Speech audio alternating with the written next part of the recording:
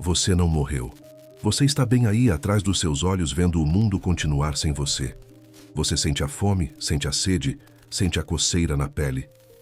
Mas é incapaz de mover 1 milímetro para se coçar. Durante as próximas 2 décadas, você será uma estátua viva. E o pior de tudo?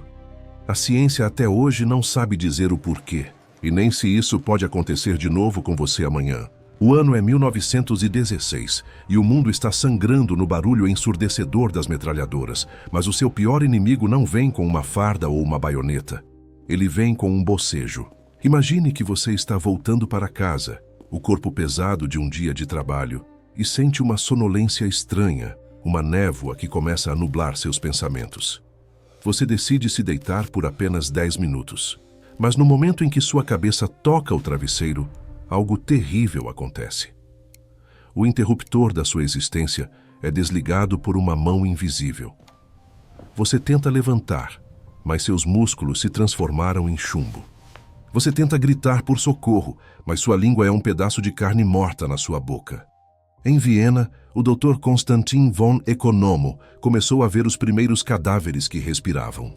Pessoas que do nada viravam estátuas de mármore em plena luz do dia não era um desmaio, era um sequestro neurológico. O vírus, ou seja lá o que fosse aquilo, infiltrava-se na base do seu cérebro e soldava as engrenagens do movimento. O mais perturbador? Enquanto o mundo lá fora colapsava em guerra e na gripe espanhola, milhares de pessoas estavam sendo enterradas vivas dentro da própria pele. Elas não morriam, mas também não estavam vivas. Eram cascas vazias, presas em um transe eterno, enquanto a ciência assistia em pânico, percebendo que o sono tinha acabado de se tornar uma sentença de prisão perpétua. O verdadeiro horror não era o sono, era a consciência intacta dentro de um cadáver vivo. Imagine que você está enterrado, mas sem o caixão. Anos depois da epidemia, o mundo descobriu o impensável. Muitos daqueles pacientes nunca estiveram dormindo de verdade. Eles estavam ali, atrás de olhos que não piscavam, assistindo a própria vida ser decomposta pelo tempo. Imagine sentir uma sede insuportável e não conseguir projetar um som para pedir um gole d'água.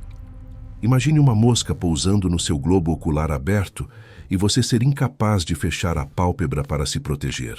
Você sente o toque das enfermeiras, ouve os médicos discutindo o seu caso, como se você fosse um pedaço de mobília velha, e sente o pânico absoluto subindo pelo peito sem ter por onde sair.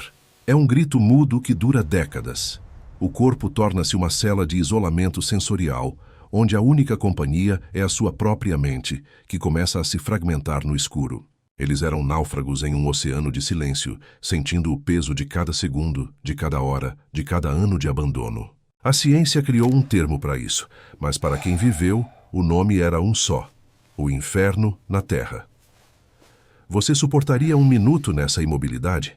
Eles suportaram 20 anos. Por que o cérebro simplesmente decidiu trair a própria vida?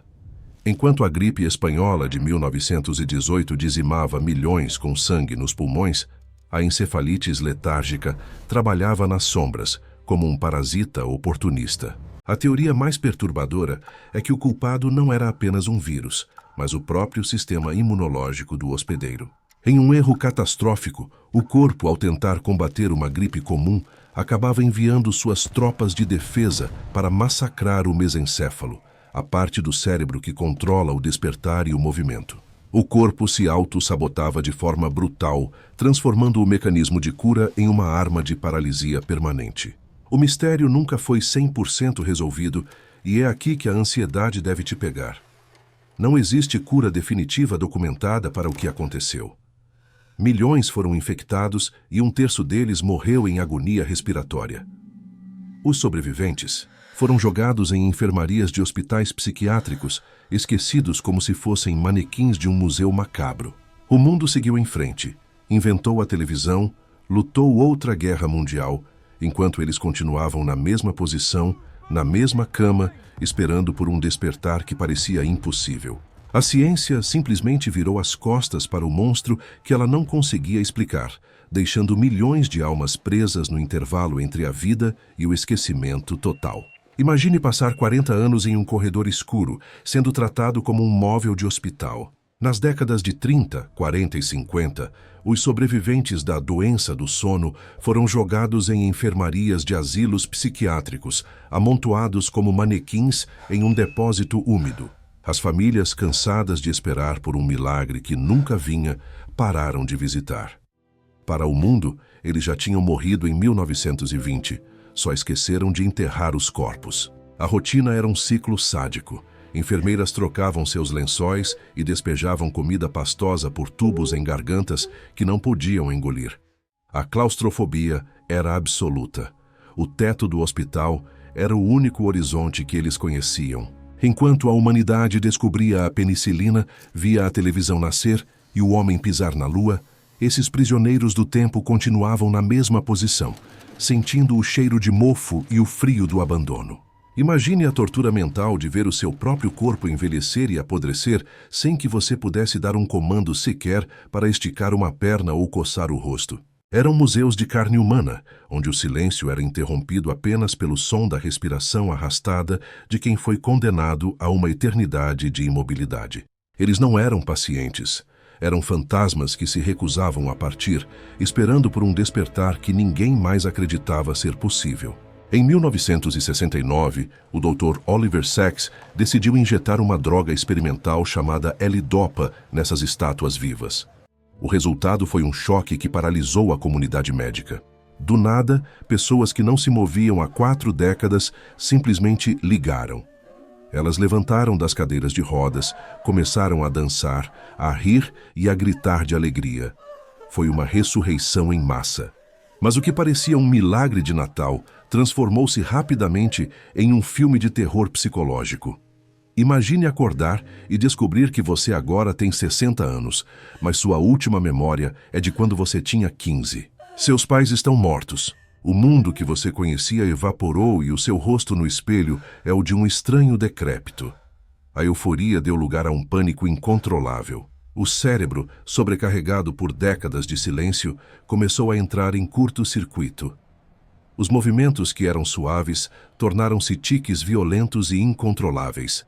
A fala tornou-se um delírio paranoico. Eles perceberam com horror que a droga era apenas uma janela estreita. Eles estavam livres, sim, mas a cela estava se fechando novamente e dessa vez eles estavam acordados o suficiente para ver a porta se trancar. Foi a crueldade máxima, dar a consciência de volta apenas para que eles pudessem sentir o gosto da perda antes de serem devorados pelas sombras outra vez. O fim do milagre foi mais sádico do que a própria doença. Imagine a agonia de sentir seus dedos travarem novamente, um por um, enquanto você implora para que o seu cérebro não te abandone. Os pacientes que haviam ressuscitado começaram a perceber que o efeito da droga estava evaporando. A liberdade foi um banquete servido para um condenado à morte. Eles tentavam correr, falar o máximo possível, abraçar seus entes queridos, mas a rigidez voltava como uma maré de cimento subindo pelo corpo. As risadas de meses atrás tornaram-se gemidos de pavor. A consciência, agora plenamente desperta, assistia ao próprio sepultamento em câmera lenta. Não era mais um transe ignorante. Era uma escolha forçada entre o delírio violento causado pelo excesso do remédio ou o silêncio eterno da paralisia. Muitos escolheram o silêncio para poupar a família de verem seus corpos se contorcerem em tiques grotescos. Um a um, eles voltaram para suas cadeiras, para suas camas, para o vazio atrás dos olhos. A última coisa que viram antes da escuridão final foi o olhar de derrota dos médicos.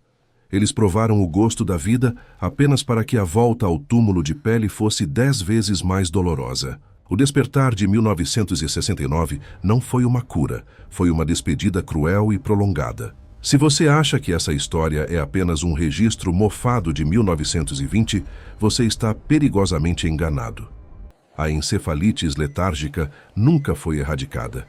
Ela simplesmente desapareceu nas sombras da evolução viral. O que causou aquele desligamento em massa ainda está lá fora, camuflado no código genético de vírus que circulam entre nós todos os dias. A ciência moderna ainda não consegue explicar por que a epidemia parou, o que significa que não sabemos o que pode fazê-la recomeçar. Imagine acordar amanhã e perceber que a sua mão não obedece ao seu comando. A verdade incômoda é que somos todos prisioneiros de um equilíbrio químico extremamente frágil. Estamos a apenas uma mutação viral de distância de uma nova era de estátuas vivas. Enquanto você consome informação, trabalha e planeja o futuro, o seu sistema imunológico pode estar, neste exato momento, decidindo que o seu cérebro é o inimigo. Se o sono voltasse hoje, com a nossa conexão global, não seriam milhares, seriam bilhões de mentes presas em corpos imóveis. O silêncio está apenas esperando a próxima oportunidade. E agora que você sabe disso, tente não pensar nisso quando sentir suas pálpebras pesarem hoje à noite. Porque para alguns, o próximo sono será o último momento de liberdade por toda uma eternidade.